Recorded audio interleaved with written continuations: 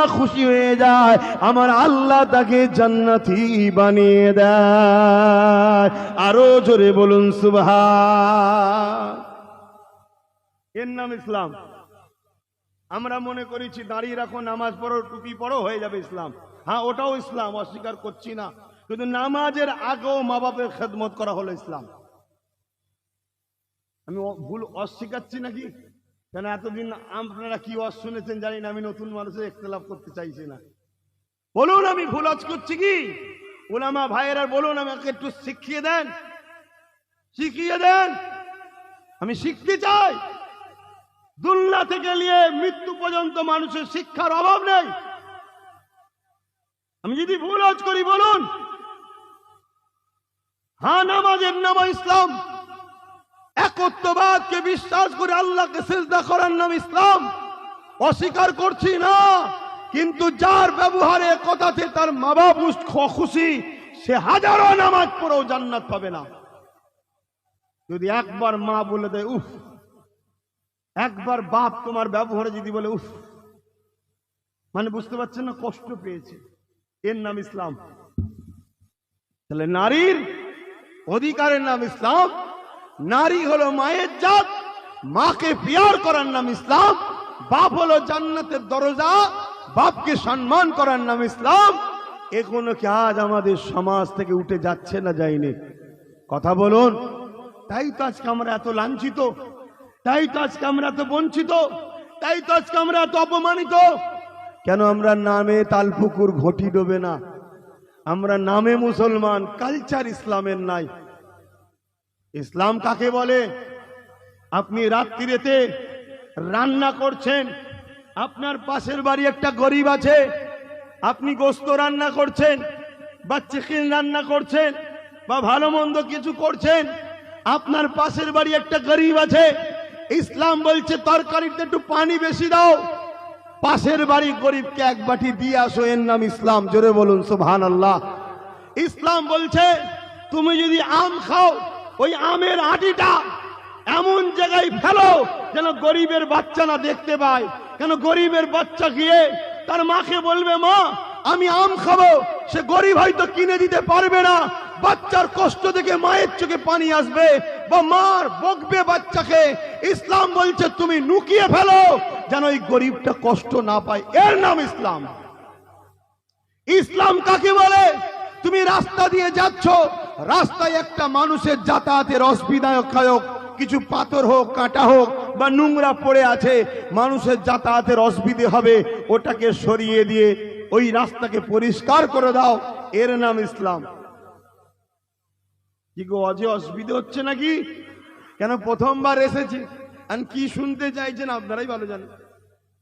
কিন্তু আমি ইসলাম বলছি তো নাকি? আমি তো অন্য বিষয়ে কথা বলছি না। হায় হায় হায় হায়, আজকে আমাদের কাছে ইসলাম কই? ইসলাম কাকে বলে শোনেন। আল্লাহ নবী, নূহ নবী, দয়া নবী, রাহমাতুল লিল আলামিন নবী আমার যে রাস্তা দিয়ে যেতেন, ওই রাস্তা দিয়ে একটা অমুসলিম মহিলা আমার নবী পাককে কষ্ট দেবে বলে একটা কাঁটা বিছিয়ে রাখতো, যাতে করে নূর নবীর পায়ে কাঁটাটা ফোটে, আল্লাহ নবী কষ্ট পাবে। এখন প্রশ্ন হতে পারে আমার নবীকে ওই মহিলাটা কেন কষ্ট দিত, ওই অমুসলিমটা কেন ব্যথা দিত, ওই অমুসলিমটা আমার নবীর উপরে কি রাখছিল? কোন রাগ নয়, ওই অমুসলিমটাকে তৎকালীন সন্ত্রাস আবু জেল, উতবা, সাইবা, আবু লাহাব এরা ভুল বুঝিয়েছিল। কেন ভুল বুঝিয়েছিল? আমার নবীর ইনসাফের কাছে মানুষ দলে দলে আসতে লেগেছে, আমার নবীর নাই প্রচারের কাছে মানুষ দলে দলে আসতে লেগেছে, আমার নবীর মানব বন্ধনের কাছে মানুষ দলে দলে আসতে লেগেছে, আমার নবীর এহসান ইনসাফের কাছে, মানব বন্ধনের কাছে অমুসলিম থেকে দলে দলে মানুষ আমার নবীর কাছে আসছে। আমার নবীকে নবী বলে ইমানের কালিমা পড়ে ইসলাম অ্যাকসেপ্ট করে নিতে লেগেছে। এইটা দেখে আবু জেল, উতবা, সাইবা পৃথিবীর তৎকালীন জালিম যারা ছিল, যারা মানুষের খোদা সেজে বসেছিল, যারা মানুষকে কৃত দাস দাসী বানিয়েছিল, যারা মানুষকে ভোগ করত, যারা নারীদের উপরে জুলুম করত, তারা দেখলো মুহাম্মদকে যদি রুকা না যায় তাহলে আমাদের ক্ষমতা আচ্যুত হয়ে যেতে হবে। এ যুবকেরা, তরুণেরা, বাবেরা, এ আমার আমার নবীর বিরুদ্ধে তারা মিথ্যা প্রচার চালিয়েছিল। আমার নবীকে জাদুকর বলতো, আমার নবীকে পাগল বলতো, আমার নবী সম্বন্ধে উল্টো পাল্টা মিথ্যা প্রচার করেছিল। ওই মহিলাটা অমুসলিম মহিলার কানেও আমার নবী সম্বন্ধে মিথ্যা মেসেজ দিয়েছিল। তাই ওই রাগ করে আমার নবীকে কষ্ট দেবে বলে আমার নবীর রাস্তা দিয়ে কাঁটা বিছত। একদিন ওই কাঁটাটা বিছানো নেই। আল্লাহ নবী যখন খবর পেলেন কাঁটাটা বিছানোর মহিলাটা কোথায় গেল, খবর পেল মহিলাটা বিমারে পড়েছে। আহারে নূর নবী, দয়া নবী, এক তো তার দুশ্মনী করত, আবার সে অমুসলিম ছিল, এক আল্লাহ মানত না, তার তাওহীদের উপরে ঈমান আনেনে। এ যুবকেরা শোনো শোনো, দোনো জাহানের সুলতান নূর নবী আমার ওই মহিলার বাড়ি চলে গেলে, মহিলাকে গিয়ে মা বলে সম্বোধন করে ডাক দিলে। মহিলা চোখ খুলে বলে, কে রে বাবা, এত দয়া বয়া বলে ডাক দিলি? ওই মহিলা ঘুরে দেখে যার রাস্তায় কাঁটা বিছাতা সেই মোহাম্মদ আমাকে মা বলে ডাকছে। ওই মহিলা আমার রাসূলুল্লাহকে দেখে অবাক হয়ে বলতে লাগলো, কি খবর বাবা, তুমি কি আমায় চেনো? আমি কি করি তুমি জানো? আল্লাহ নবী বললেন, মা ওসব কথা বাদ দেন, আমি সবই জানি মা। তবে মা জানতে চায়, আজ শুনলাম আপনি অসুস্থ, কি করে তুমি জানলে বাবা? কেন আপনি আমার রাস্তায় কাঁটা বিছান? ও তুমি জানো তাহলে? হ্যাঁ মা, আমি সবই জানি। তাহলে তুমি আমাকে দেখতে এলে কেন, আমার খোঁজ নিতে এলে কেন? আল্লাহ নবী বলেছিলেন, মা আপনি আমাকে কাঁটা বিছান কেন? আপনি আমার সম্বন্ধে ভুল মেসেজ পেয়েছেন, আপনি আমার সম্বন্ধে ভুল জেনেছেন।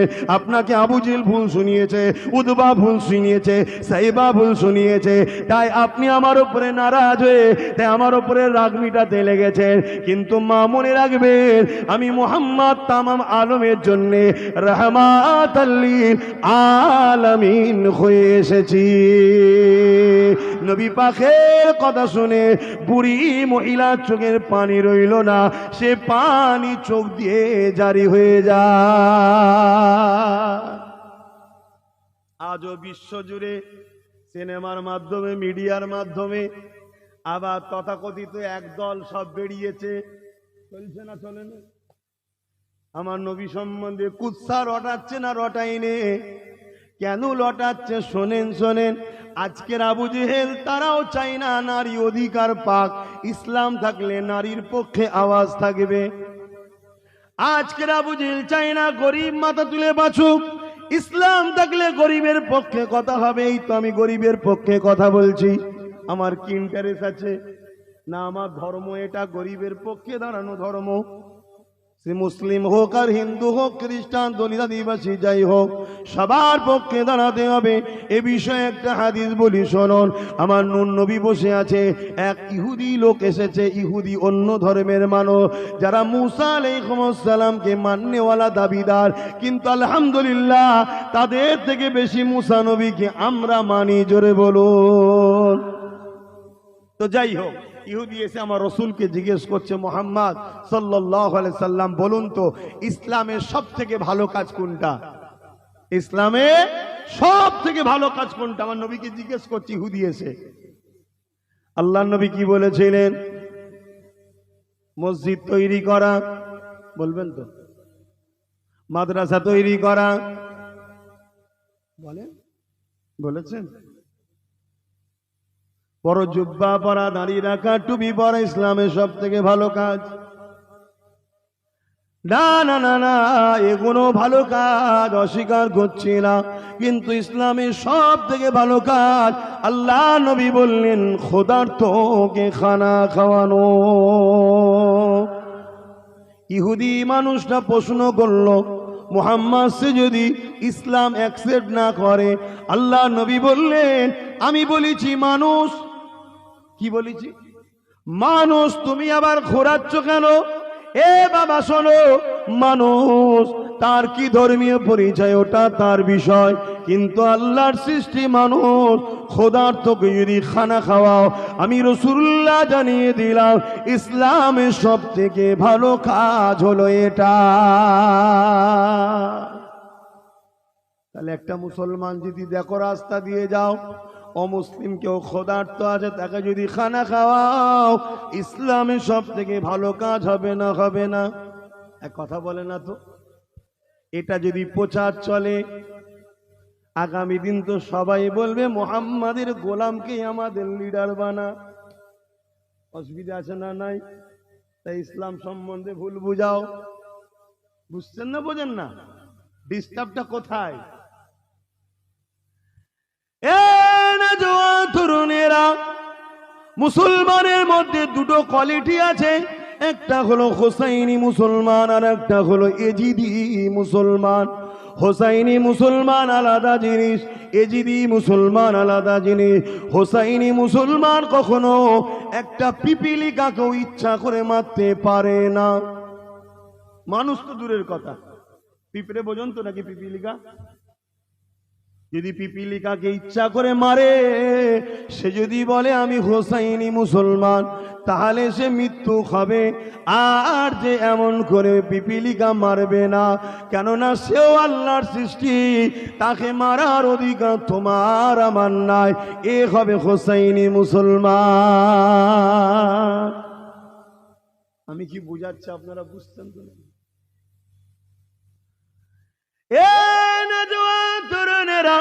इस्लाम के लिए, कुरान के लिए, अल्लाह के लिए, रसूल के लिए যুগ যুগ ধরে বিশ্ব জুড়ে জালিমেরা মিথ্যা প্রচার চালিয়েছে। কেননা তারা দুনিয়ার মানুষকে গোলাম বানিয়ে রাখতে চায়। আর ইসলাম বলে মানুষ কখনো মানুষের গোলাম হবে না, মানুষ একমাত্র দাসত্ব করবে আল্লাহ পাকে। এই যে মেসেজটা দুনিয়াকে দিতে চায়, এর জন্য তারা জুলুম চালিয়েছে। আজ আমেরিকা বলেন, ব্রিটেন বলেন, ফ্রান্স বলে, তাদের ঘরের যুবক যুবতীরা যারা শিক্ষিত সন্তান, তারা কোনো মুসলিম ঘরে জন্ম নেয়নি, কিন্তু তারা গুগলকে জিজ্ঞাসা করছে, এ গুগল বলো তো দেখি পৃথিবীর শ্রেষ্ঠ মানুষকে। গুগল তো আর মুসলমানদের তৈরি করা নয়, গুগল তো ইহুদি খ্রিস্টানদেরই তৈরি করা। ওই গুগল বলতে লেগেছে হযরত প্রফেট মুহাম্মদ রাসূলুল্লাহ, যিনি হলেন পৃথিবীর শ্রেষ্ঠ মানব। ওই যুবক যুবতী কোনো আমেরিকার ছেলে, আমেরিকার মেয়ে, ব্রিটেনের ছেলে, ব্রিটেনের মেয়ে, ফ্রান্সের ছেলে, ফ্রান্সের মেয়ে। এ যুবকেরা, তরুণেরা, আলহামদুলিল্লাহ আজ আমার ভারতবর্ষ জুড়ে শিক্ষিত সমাজের ঘরের ছেলেরা তারাও গুগলকে সার্চ করছে, এ গুগল বলো তো দেখি পৃথিবীর শ্রেষ্ঠ মানুষকে। গুগল জানিয়ে দিচ্ছে মুহাম্মদ রাসূলুল্লাহ। ওই গুগলকে আবার বলছে মুহাম্মাদের জীবনী দাও, মুহাম্মদ রাসূলের জীবনী দিচ্ছে। মক্কা জমিনে এসেছিল 570 খ্রিস্টাব্দে 12 রবিউল আউয়ালে। বাপের নাম আব্দুল্লাহ, মায়ের নাম আমেনা, দাদার নাম আব্দুল মোতালেব। তিনি শিশুবেলার জীবনী দিচ্ছে। তিনি ছোটবেলাতে কখনো আর কি করতেন না, খেলাধুলা করতেন না, কারোর সঙ্গে ফালতু কথা বলতেন না, হই হাই টাট্টাই আর কি করতেন না, সর্বসময় কি যেন একটা ধ্যানে থাকতেন। এইভাবে তিনার জীবন কাটতে কাটতে 40 বছর যখন বয়স হয়ে যায়, মক্কার জমিনে একটা উঁচু পাহাড়ে দাঁড়িয়ে পুরো প্রতিবেশীকে ডাক দিয়ে বলে, এ আমার প্রতিবেশীরা, আমি মুহাম্মদ সম্বন্ধে তোমাদের ধারণা কি? আমি মুহাম্মদ যদি বলি ওই পাহাড়ের পিছনে একজন লোক আছে, তোমাদের উপরে খুনি জুলুম করবে, হামলা করবে, তোমরা কি মেনে নেবে? তারা বলতে লেগেছিল মেনে নেব। আল্লাহ নবী তাদেরকে বলতে লাগলো, আমি মুহাম্মদ বলবো তোমরা মেনে নেবে? তারা বলল হ্যাঁ মেনে নেব। আল্লাহ নবী বললেন, তোমরা তো চোখে দেখুনি, মানবে কেন?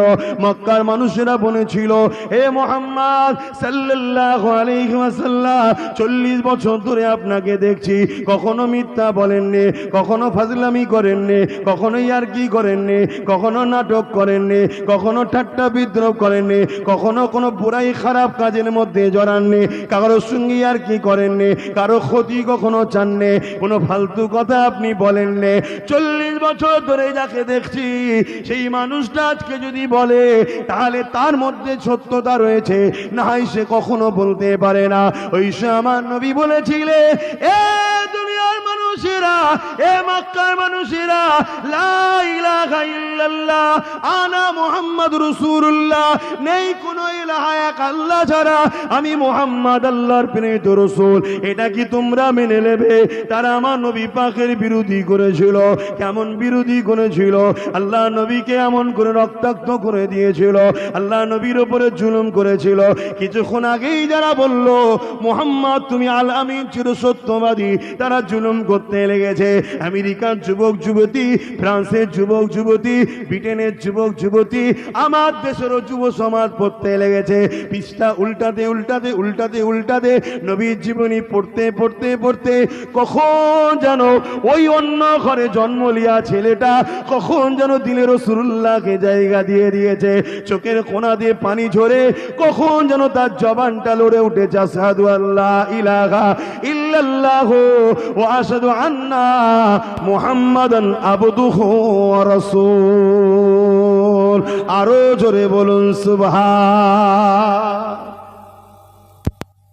পৃথিবী দেখছে যদি মুহাম্মাদের দিকে সবাই চলে যায়, তাহলে আমেরিকায় প্রতি সেকেন্ডে একটা ধর্ষণ হয়, প্রতি মিনিটে একটা নারী খুন হয়।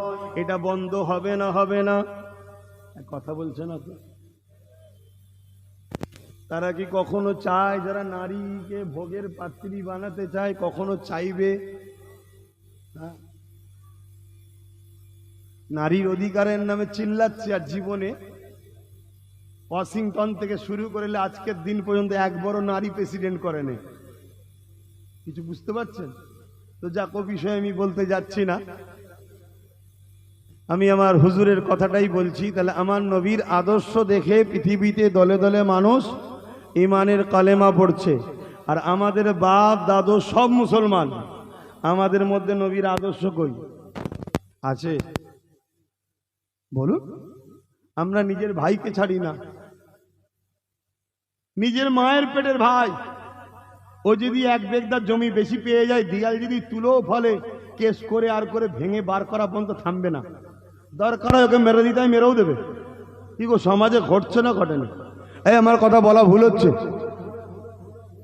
কত মানুষের রাত্রিরে ঘর বাড়ি লুট হচ্ছে, কত জমি জায়গা লুট হচ্ছে, মানুষের ফিশারি লুট হচ্ছে। এদের মধ্যে কিছু মুসলিম নামধারী আছে না নাই চুরি করার মধ্যে? তারাও তো বলছে মুসলমান। এর নাম কি ইসলাম?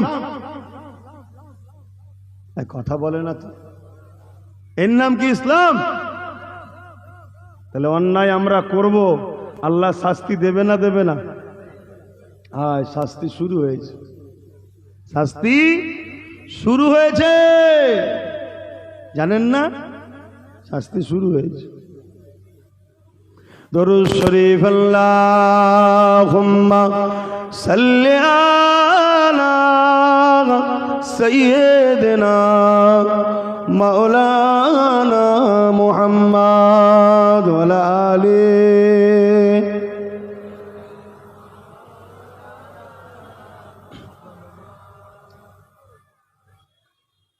সময় তো হুল করে চলে গেল। বাবা, নামাজ পড়তে হবে তো। खुदा की अज़मतें क्या है,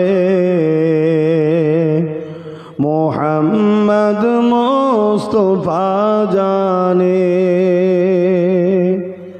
मकामे मुस्तफा क्या है,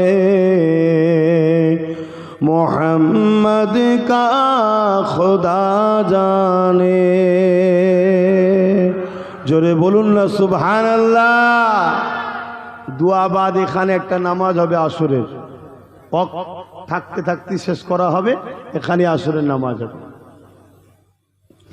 খোদা কি আযমতে ক্যা হ্যায়, মোহাম্মদ মুস্তফা জানে, मकामे मुस्तफा क्या है, मोहम्मद मुस्तफा जाने। कहा जिब्रील ने सिदरा तलक मेरी रसाई थे, कहा जिब्रील ने सिदरा तलक मेरी रसाई थी, है कितनी मंजिल आगे नबी जाने खुदा जाने। खुदा की मते क्या है मोहम्मद मुस्तफा जाने अल्लाहुम्मा सल्ली अला।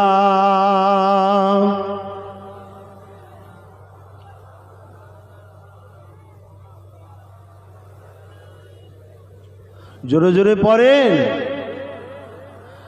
আমার আব্বা জানেরা ভাইরা, আমার নবীর আখলাক চরিত্র দেখুন, ওইভাবে জীবন করুন। আল্লাহ বা কোরআনের মধ্যে জানিয়েছেন লাকাদ কানা লাকুম ফি রাসূলিল্লাহি উসওয়াতুন হাসানা।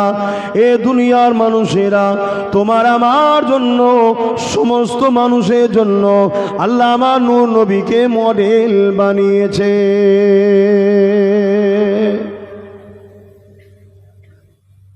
আমার নবীকে আল্লাহ মডেল বানিয়েছে। এই যে মানুষ, কিছু কিছু মানুষ উঠছে নাকি উজু করতে যাচ্ছে, নাকি উজু করার সময় দেওয়া হবে, এভাবে পিঠ দেখিয়ে যাওয়াটা বিয়াদবি। কেন? দিনের আলোচনা হচ্ছে, এটাও শেখা দরকার, এটাও জানা দরকার। কথা বুঝে আসছে? ভালো না লাগে আসবেন না প্রথম থেকে, এসে পিঠ দেখিয়ে চলে যাওয়াটা ধ্বংসের আলামত হবে, বিয়াদবি হবে। আমি খুব ভালো মানুষ ভাই, আবার অন্যায় দেখলে প্রশ্রয় দিই না। যেই হোক কেন, ইসলাম সবার আগে, দিন সবার আগে। ওই জন্যে জানা নেই, বলে দিলাম উজু করার টাইম দেওয়া হবে, তখন গিয়ে উজু করবেন। কথা বুঝে আসছে? আপনি নামাজ পড়বেন, আমিও নামাজ পড়ব ইনশাল্লাহ, বলুন। হ্যাঁ, যদি আপনি বেশি বুঝেন তাহলে সমস্যা হয়ে যাবে আবার। হ্যাঁ, আপনি যদি বেশি বুঝে যান তাহলে সমস্যা হয়ে যাবে, এজন্যে আপনাকে বুঝতে হবে। হ্যাঁ, দাঁড়াও, তাহলে আমার রসুলকে আল্লাহ কি করেছেন? মডেল করেছেন, তাই তো নাকি? তাহলে আমরা যদি ইসলামের অনুসারী হই, ফলো কাকে করব? কথা বলছে না তো, কথা বলবেন তো। রসুলকে ফলো করব, কাকে?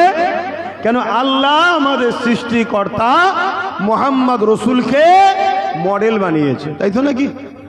কথা বলেন। কোনো পীর সাহেব মডেল নয়, কোনো পীরজাদা মডেল নয়, কোনো মুফতি মডেল নয়, কোনো বক্তা, কোনো আলেম, কোনো উলামা মডেল নয়। মডেল হলো মুহাম্মদ রসুল। উসওয়াতুন মামা আনা মডেল মুহাম্মদ রসুল। জোরে বলুন সুবহানাল্লাহ। তাহলে কি আলেম মানবেন না? হ্যাঁ, মানতে হবে। ওয়ারাসাতুল আম্বিয়া, মুর্শিদ মানবেন না? আলেমই যে মুর্শিদ, সে কোন ভাষায় আলেম বলা হয়, কোন জায়গায় মুর্শিদ বলা হয়, কোন জায়গায় শায়েখ বলা হয়, বিভিন্ন ভাষায় ডাকা হয়। অর্থাৎ যারা তোমাকে আমাকে কোরআন সুন্নাহর আলোকে আল্লাহ ও রসুল চিনায়, তাদেরকেই তো বলা হয় মুর্শিদ। জোরে বলুন সুবহানাল্লাহ। তাদেরকেই তো বলা হয় আলেম। আল ইলমু ইলমানে, আলেম দুই ধরনের, একটা জাহিরি, অপরটা বাতিনি। এই দুই এলেম মানতে হবে। কিন্তু মডেলকে মুহাম্মাদুর রাসূল সাল্লাল্লাহু আলাইহি সাল্লাম। আজকে পৃথিবীর জমিনে যেদিকেই তাকাবেন, এ যুবকেরা, তরুণীরা, বাপেরা, আজ তোমার আমার উপরে জুলুমে অত্যাচার হতে লেগেছে। এর কারণ যারা জুলুম করছে তারা তো দোষী অবশ্যই, কিন্তু তোমার আমার পাওনাও এটা বটে। তোমার আমার পাওনাও তো এটা। কেন? আমি বললাম, প্রথমেই বললাম না, নামে তালপুকুর ঘটি ডোবে নে, আমরা নামে মুসলমান, তাই তো পাওনা এটা। আল্লাহই তো বলেছে, যখন তোরা আমাকে আর আমার রসুলকে ভুলে যাবি, কোরআন খোলো না, আমি তোদের উপরে জালিম শাসক বসাবো, তার দ্বারা তোদেরকে শেষ করব।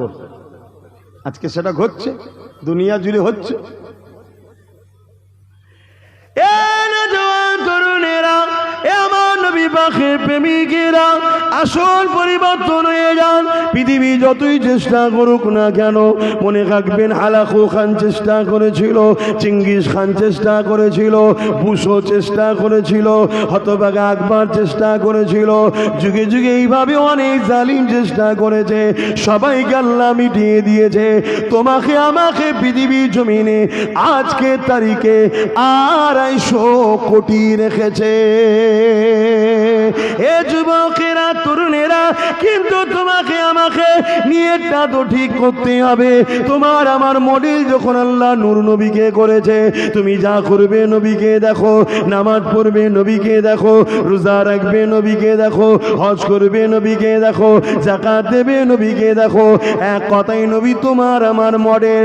তুমি যদি দিনকে মানো, মন দিয়ে শুনে রেখে দাও, তোমার ধর্ম নীতি হবে মুহাম্মদ রসুলকে দেখে, তোমার সমাজ নীতি হবে মুহাম্মদ রসুলকে দেখে, তোমার অর্থনীতি হবে মুহাম্মদ রসুলকে দেখে, তোমার রাজনীতিটাও হবে মুহাম্মদ রসুলকে দেখে।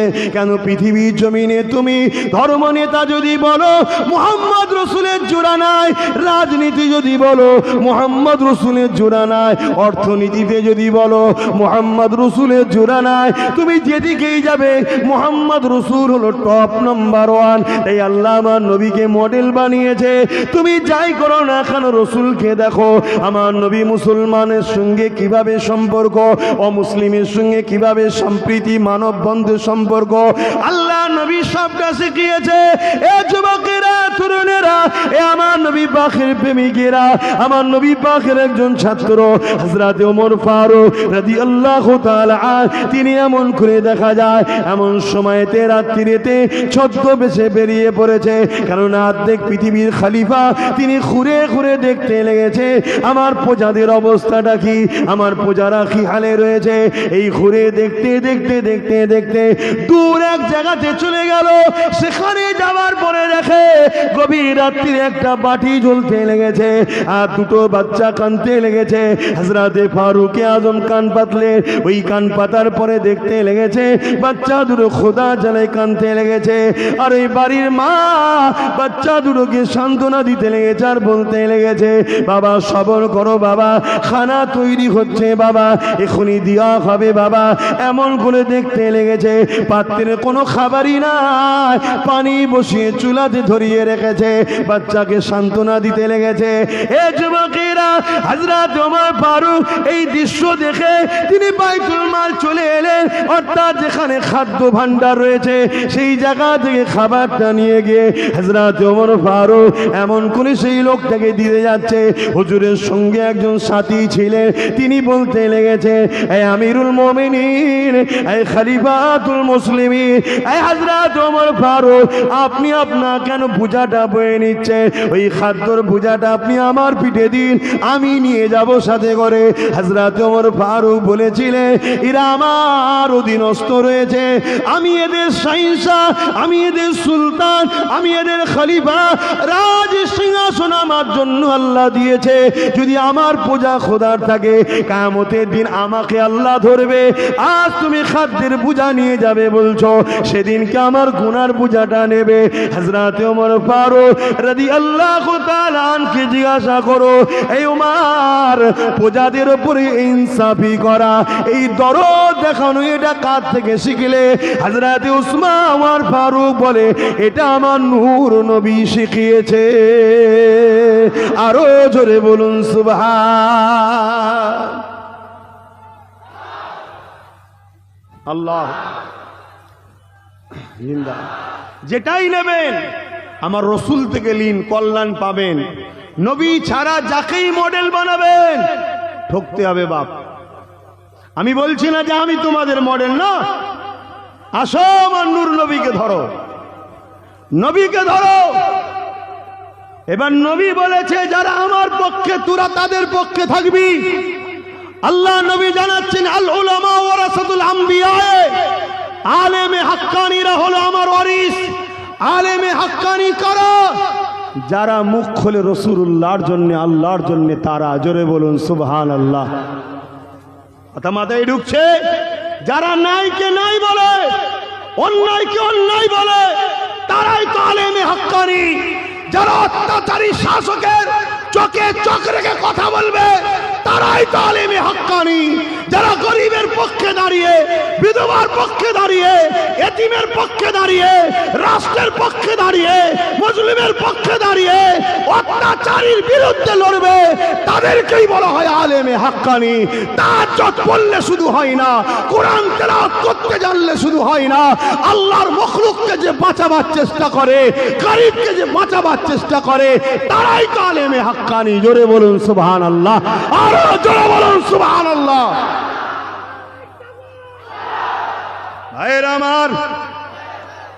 ভাইয়েরা আমার মন দিয়ে শুনুন, আজ আমাদের ঘরে ইসলাম থেকে অনেক দূরে সরিয়ে দেওয়া হয়েছে। কেন সরিয়ে দেওয়া হয়েছে? ইসলাম যদি থাকে এক গরিবে নওয়াজি যথেষ্ট। কথা কিছু বুঝলেন না? বুঝলেন না? ইসলাম যদি থাকে এক মুজাদ্দিদ আল-পেসানি যথেষ্ট। আপনারা জানেন না, ভারতবর্ষের জমিনে হতভাগা আকবর বলে এক শাসক ছিল, কোরআনকে মিটাবার জন্য দ্বীনে ইলাহি বার করেছিল।